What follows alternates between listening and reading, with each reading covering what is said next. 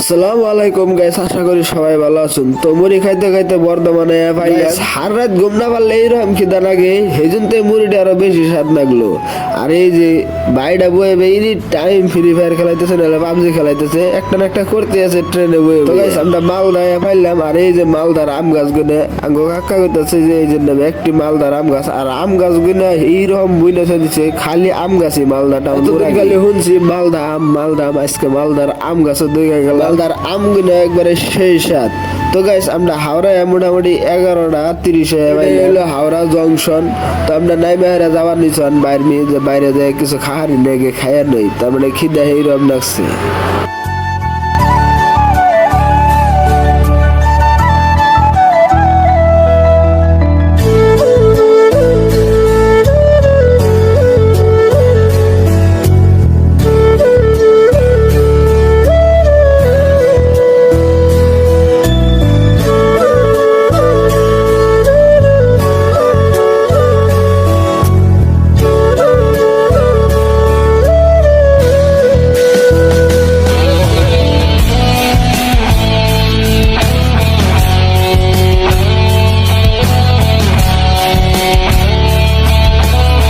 Guys আমরা যেটা খাবো সেটা তো পাইলামই না, কাকা মানে আওরা করা একদম আর কি খিলাইলো সেটা খাইতেছি মোটামুটি। গাইস আওরা করা একদম আর আমি যাবি খাইয়া কলকাতার লোকাল ট্রেনে ওইটা যাওয়ার নিচে হন ইস্তেম। আমি গাইস আঙ্গ নামাই দিল সুরসুরা, ওখানে আবার এন দিকে বেলে গাড়িতে যান লাগবো কমসে কম 56 কিলোমিটার।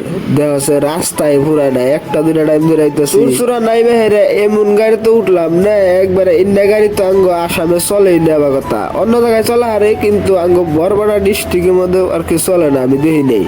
আর এই গাড়িটার মধ্যে এত মানুষ লোড দিছে, উপরেও 10 জন, ভিতরে মোটামুটি 20-25 জন, আর কতরি জলঙ্গি দেওয়ার নিচে সেটার মধ্যে তো 2 জন করে বইছে, তারপরেও বাইরে মানুষ জলঙ্গি দেওয়ার নিচে উপরে বয়ে গেছে। আজকের ভিডিওটা কিন্তু এ পর্যন্তই, দেখা হইতেছে ইস্তেমার ভিডিওর মধ্যে ইনশাআল্লাহ। বাই।